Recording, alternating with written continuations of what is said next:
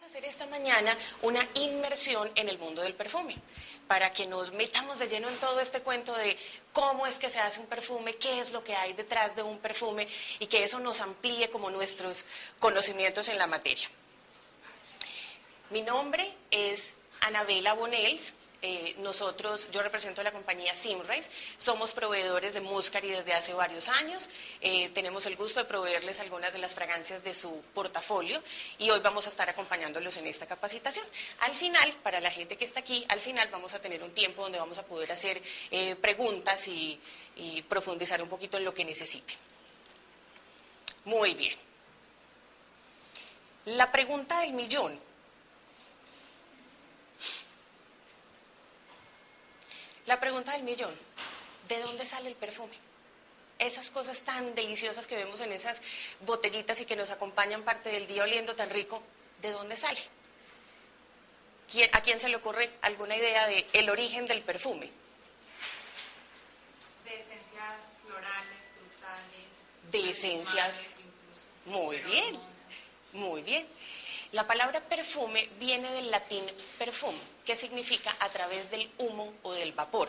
Entonces ustedes dirán, ¿y qué tiene que ver el humo o el vapor en este cuento de la perfumería? Muy sencillo. Nuestros antepasados, cuando descubrieron el fuego, se dieron cuenta que todos esos olores tan deliciosos que había en la naturaleza podían sacarlos a través del fuego. Cuando se quemaban las maderas, ese olor que esa maderita tenía, que ellos podían sentirlo así, pero decían, ¿cómo se lo saco a la madera? Cuando prendían fuego y lo quemaban, el olor empezaba a salir a través del humo. Por eso la palabra perfume se deriva del latín perfum, que significa a través del humo o del vapor. Ese es el primer chispazo que tiene el hombre para decir, sí hay una forma de sacarle el olor a esas cosas tan deliciosas que hay en la naturaleza.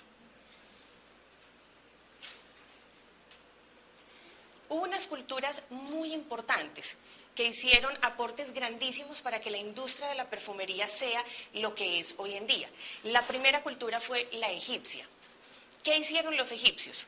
Ellos fueron los pioneros en crear perfumes, pero no los perfumes como los conocemos hoy en día, sino que eran una especie como de pastas, como de ungüentos, como de unas bases de ceras y de aceites en donde ponían ciertas florecitas, pétalos, tallitos, iban dejando que con el tiempo eso se impregnara del olor de esas flores y se lo aplicaban como ungüentos, eran como unas cremas, como unos aceites más bien, y se los aplicaban en todo el cuerpo. Luego vienen los griegos y dicen, venga, ¿qué tal si a esas florecitas le ponemos estas semillas y le ponemos este tallo y le ponemos estas ramitas y estas hojitas verdes y también le ponemos estas secas? Y empezaron a hacer combinaciones y se empezó a abrir el abanico de las posibilidades olfativas que tenían para desarrollar. Los griegos hicieron un aporte grandísimo en la evolución de la perfumería. A ellos les debemos que hoy en día tengamos perfumes para mujeres y perfumes para hombres, porque con el descubrimiento de ciertas maderas, ellos se dieron cuenta que ciertos perfumes, porque la base de todos los perfumes son las flores, al ponerle madera, se convirtieron en lo que hoy conocemos como perfumes masculinos. Entonces, a la cultura griega le debemos precisamente esa división de la perfumería por género.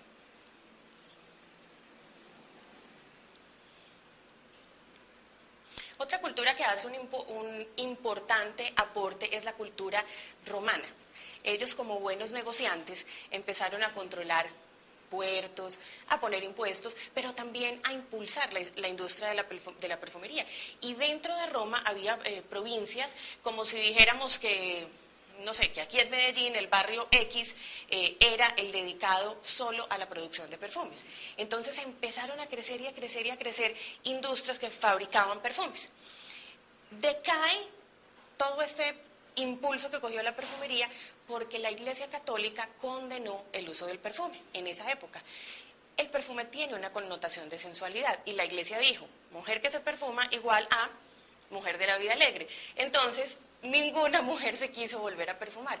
Eso duró varios tiempos hasta que cuando aparece el tabaco, el olor que el tabaco dejaba era tan molesto en la ropa, en el cabello, en los ambientes, que se hace lícito volver a utilizar el perfume como una manera de enmascarar esos malos olores que el tabaco dejaba. Y bueno, si recordamos en Europa en esa época, pues la rutina de aseo no es como hoy podemos gozarla, hoy en día aquí que podemos bañarnos todos los días, que tenemos cantidades de productos, de jabones. En esa época no, entonces casi que el perfume era el único cosmético que tenía que enmascarar todos los olores del cuerpo, eso incluye desde los pies hasta la cabeza. Bueno, América también hizo un aporte muy importante, sin saberlo. América, con el descubrimiento, se llevaron sustancias de aquí hacia Europa que en ese momento no se daban allá. El cacao, el bálsamo del Tolú, cantidades de sustancias que allá no se daban, se llevaron desde América y ese fue el gran aporte silencioso, digo yo, del continente americano para el desarrollo de la industria de la perfumería. Finalmente, los franceses son los que rematan dándole como el impulso final y se vuelve una actividad propia de las cortes. No sé si recuerdan la corte de Luis XV. A la corte de Luis XV se le decía la corte perfumada. Ellos se encargaban de impulsar cantidades de industrias en la perfumería. Y así fue evolucionando hasta lo que conocemos hoy como industrias de perfumería. Esta imagen me gusta mucho, es uno de los primeros perfumes que fueron fabricados, es la publicidad de uno de los primeros perfumes que fueron fabricados en serie para una comercialización grande. Ese perfume se llamaba 4711 y si vemos la imagen, la publicidad es muy diciente de lo que en esa época era para ellos un perfume. Vemos una señora de una alta sociedad, muy pinchada ella, y llegan los esclavos y le traen un tesoro. ¿Y qué hay en ese tesoro? Las botellitas del perfume. Para nosotros hoy en día el perfume hace parte de la canasta familiar. No nos puede faltar el perfume y no solamente eso.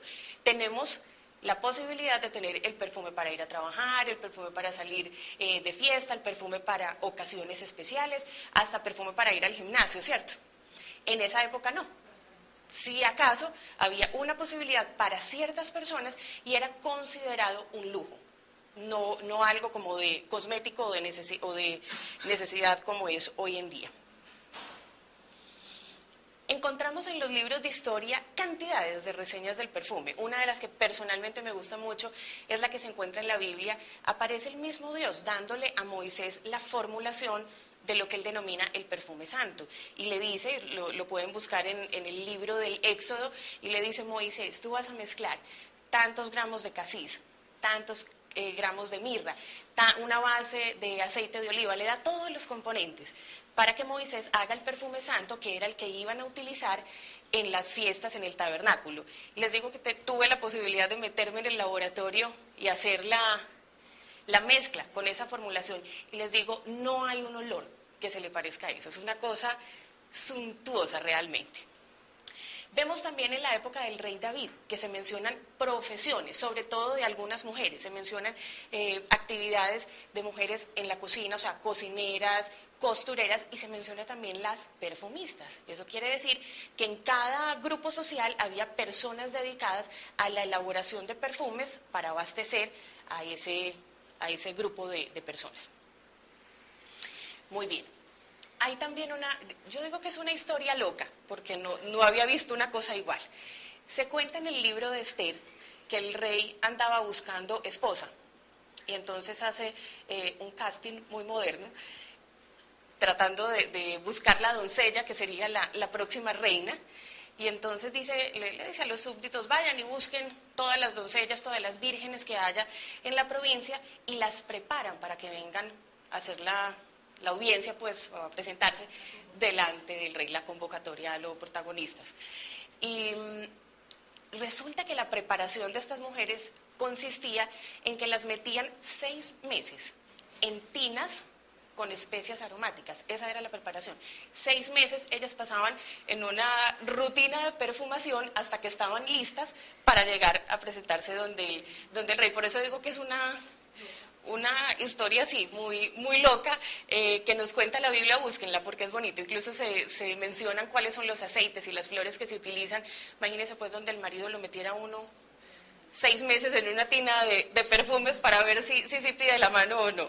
Bueno, vemos también en el Nuevo Testamento unas historias, vemos a 2 mujeres, 2 Marías, que van y buscan a Jesús y lo ungen con perfume.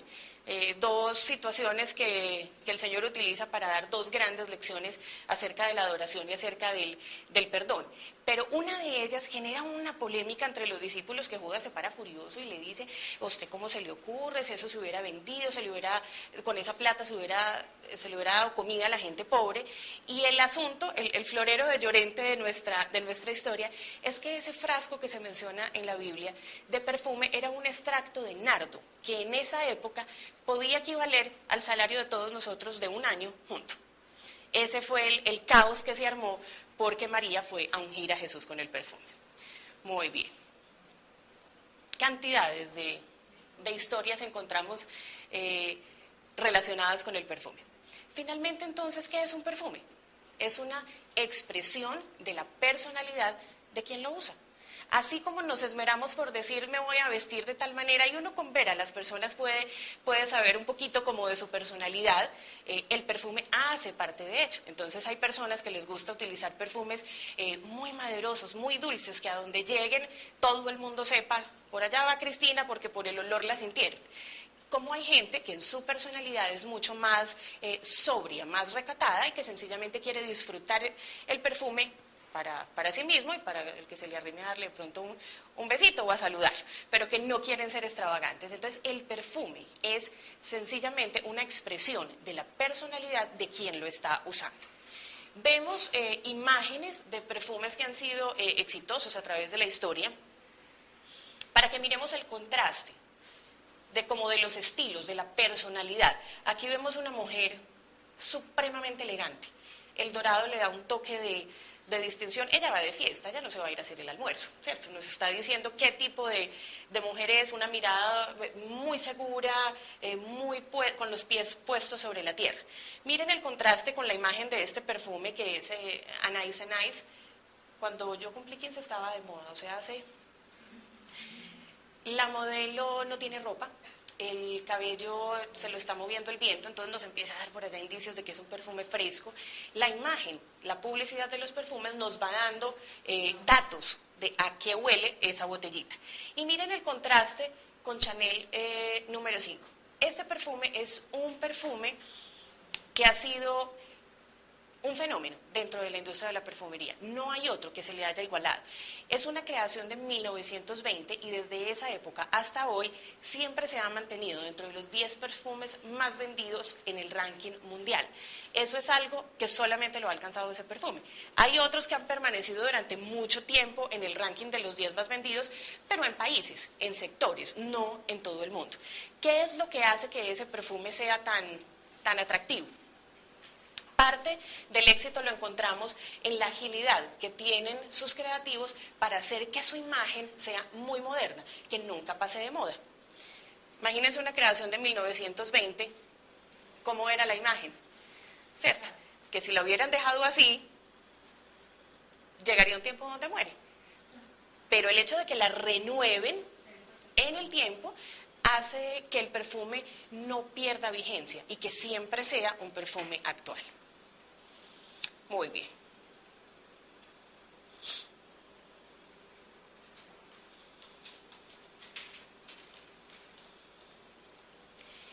Esta es una pregunta muy frecuente que nos hacen con relación a la perfumería, y es: ¿cuál es la relación entre la perfumería y la moda?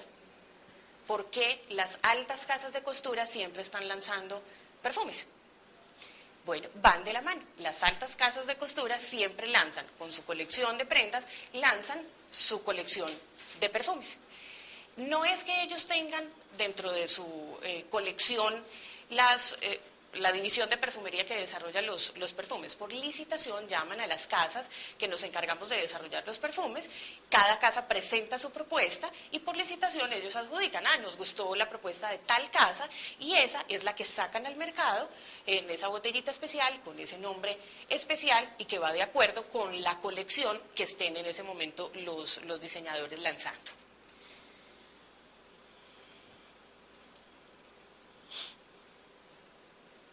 Muy bien, eso es a grandes rasgos un poquito de la historia de la perfumería.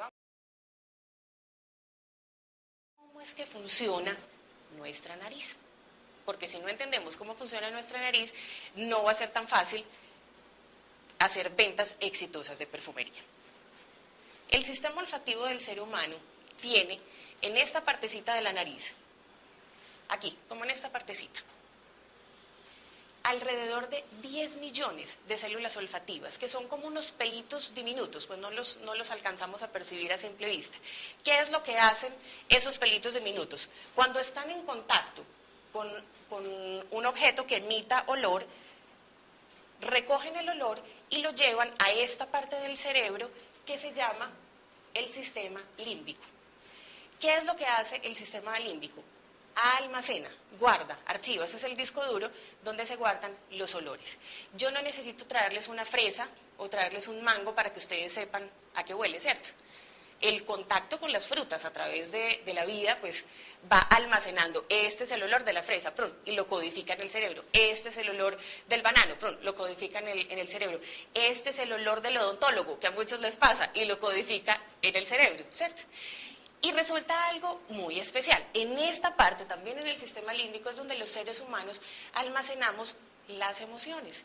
Por eso es imposible, y pónganme mucho cuidado en esto, es imposible tener un olor y que pase desapercibido, porque automáticamente el cerebro está haciendo un clic de asociación con lo que tenemos almacenado en esa memoria olfativa. Entonces, por eso ustedes van a encontrar personas que dicen, ay, este perfume me huele, ay, como a mi abuelita, me trae como recuerdos tan agradables. Como hay personas que dicen, no, ese perfume jamás lo compraría porque así se perfumaba fulanita de tal, la que me quitó el novio cuando estaba en sexto de bachillerato. Empiezan a encontrar cantidades de historias locas asociadas con el perfume. Por eso, cuando estamos vendiendo un perfume, si la persona lo huele y automáticamente en su memoria olfativa hay algo que le dice, esto no es agradable, no le insistamos, porque por más de que se le diga que es el último lanzamiento, el último grito de la moda, que tiene tales características, esa persona automáticamente va a decir no. ¿Por qué? Porque lo asocia en su memoria olfativa con algo que no es agradable para esa persona. El cuento del odontólogo es verdad.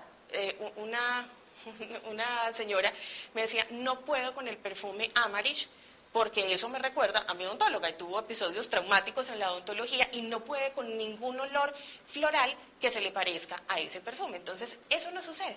O no sé si les ha sucedido con ciertos olores que les recuerdan lugares o momentos especiales, el día del matrimonio, el día del grado, el paseo en la finca, unas vacaciones en tal parte. Entonces uno huele una fragancia de coco y dice, playa, las últimas vacaciones, qué dicha irme para el mar. ¿Por qué? Porque todo eso está almacenado en la memoria olfativa. Muy importante que lo tengan en cuenta porque en el momento de la venta eso es absolutamente crucial. Entender qué es lo que hay en la memoria olfativa del cliente para poderlo ayudar a tomar una decisión y no presionarlo. Vamos a ver ahora cómo es que se hace un perfume, cómo se compone un perfume. Las materias primas que nosotros utilizamos en la perfumería se llaman aceites esenciales o absolutos. Ese es el nombre técnico, aceite esencial o absoluto. ¿De dónde salen esas materias primas? ¿De dónde salen esos aceites esenciales? Como tú decías ahorita, las frutas, las flores. ¿De dónde sale eso? ¿Cómo se le saca el olor a eso? Es lo que vamos a ver. Tenemos tres formas de tener esos aceites esenciales. La primera es el grupo de los aceites esenciales naturales. ¿Cuáles son estos? Los que se sacan de la naturaleza, de cualquier parte de una planta, puede ser de las hojitas, de las semillas, del tallo, de la corteza. Hay plantas que dan un aceite esencial en sus hojas verdes y otro muy distinto en sus hojas secas. Es absolutamente maravilloso. Tenemos los naturales idénticos. Este es otro grupo muy importante porque es la réplica de estos aceites esenciales naturales, pero lograda en el laboratorio. Entonces uno encuentra personas que le dicen, no, es que ese perfume tiene aceites esenciales o materias primas sintéticas.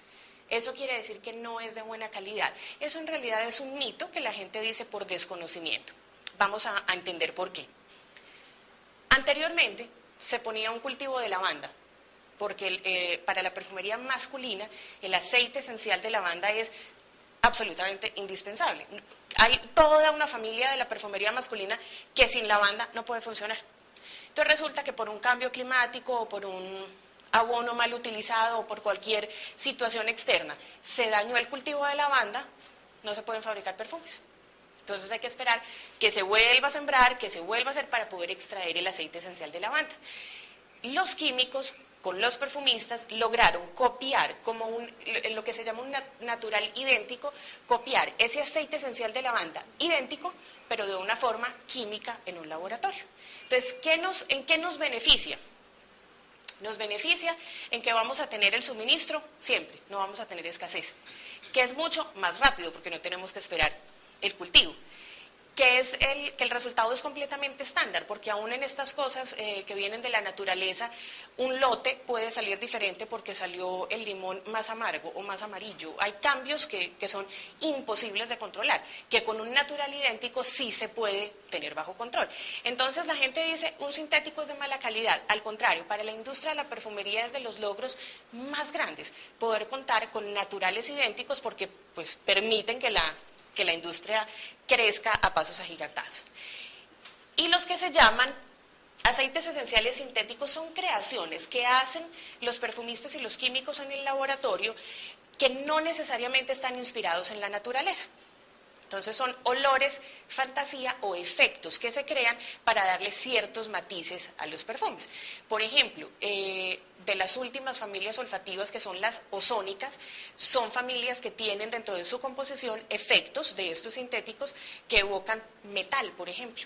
Entonces uno dice, uy, pero ¿cómo un perfume va a tener un efecto metálico? Sí, lo tiene y es muy aceptado por los consumidores. Bueno. Decimos que la perfumería se considera un arte, más que una ciencia es un arte. ¿Por qué? Esta imagen que ustedes ven aquí se llama un piano de perfumería. Así como en la música, uno coge un piano o una guitarra y tiene 7 notas básicas para componer do, re, mi, fa. Y de esas 7 notas básicas, ¿cuántos géneros musicales existen? Una cantidad. En la perfumería sucede lo mismo, la diferencia es que no son 7 notas, sino más de 3000. Entonces, imagínense el alcance que tiene esta industria tan absolutamente asombroso. ¿Cómo se hace una fragancia? El perfumista se sienta porque va a crear algo de su propia iniciativa o porque algún cliente le solicita, queremos un perfume para tal producto con tales características, ¿y qué es lo que él tiene? Una balanza, un beaker que es un frasquito, un mezclador de vidrio, y él empieza a componer, exactamente igual como sucede en la música. Entonces, desde allá ustedes deben estar viendo punticos. Cada puntico negro de estos es una materia prima diferente. ¿Qué es lo que hace el perfumista? Se sienta a componer. Entonces coge unas notas de rosa, con otras de jazmín, con otras de ylang ylang, y ahí tiene lo que se llama un acorde floral. Después le pone unas notas de bergamota, con unas notas de limón, ahí tiene un acorde cítrico. Y empieza a mezclar acordes hasta que logra componer su perfume. Entonces, por eso decimos que se considera un arte. No cualquiera coge un instrumento musical y logra componer una canción, ¿verdad? Lo mismo sucede en perfumería. No cualquiera que se sienta en un piano de perfumería logra sacar un perfume que sea agradable, exitoso y con una aceptación masiva.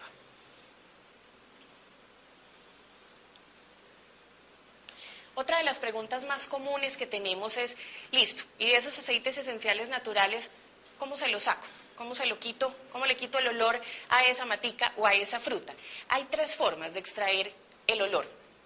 La primera es la técnica del enflorado, la más antigua, la más costosa, la más demorada, la menos utilizada hoy en día. El enflorado es esta imagen que vemos aquí, que para ponérselos en términos culinarios, para que sea fácil de entender, es como si hiciéramos una lasaña. Una capa de grasa vegetal inolora, una cama de pétalos o de tallos o de la flor que se vaya a extraer, otra de grasa, otra de pétalos y así sucesivamente. Y esto se arruma y puede pasar meses esperando a que ese aceite se impregne del olor de la flor.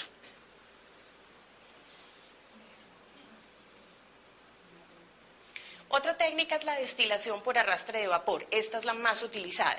En términos coloquiales, ¿qué significa? Es como si pusiéramos unos pétalos al baño María. Entonces, empieza a salir el vapor, que es el que contiene el olor, y luego se pasa por un proceso de enfriamiento y ahí se desprende el vapor que lo llevó como vehículo y el aceite esencial que contiene el olor. Esa es la técnica más utilizada hoy en día. Hagan el ensayo en la casa y ponen unos pétalos al... No, mentira. Bueno, la última técnica es la de expresión. Se utiliza solamente para los cítricos y como su nombre lo indica, consiste en exprimir. Piensen en una naranja. Usted le puede sacar el zumo, usted le puede sacar la pulpa, pero ¿dónde está lo que contiene el olor? En la cáscara. Y la única manera de sacarla es exprimiendo. Entonces son unas máquinas que primero la despulpan y luego cogen las cáscaras con un proceso de lavado especial y las exprimen hasta sacar todo el aceite esencial.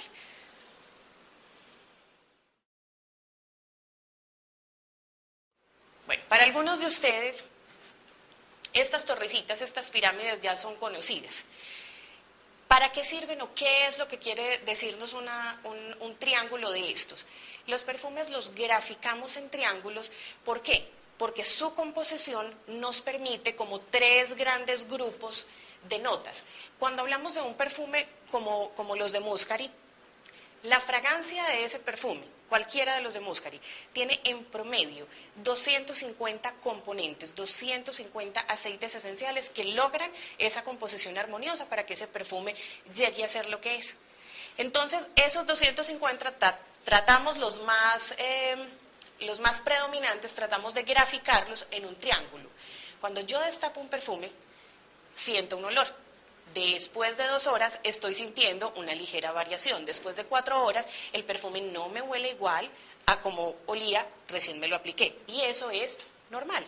Es como una canción. Imagínense ustedes que escucharan una canción que sonara la misma nota, la misma estrofa durante 5 minutos. Sería absolutamente desagradable y cansona.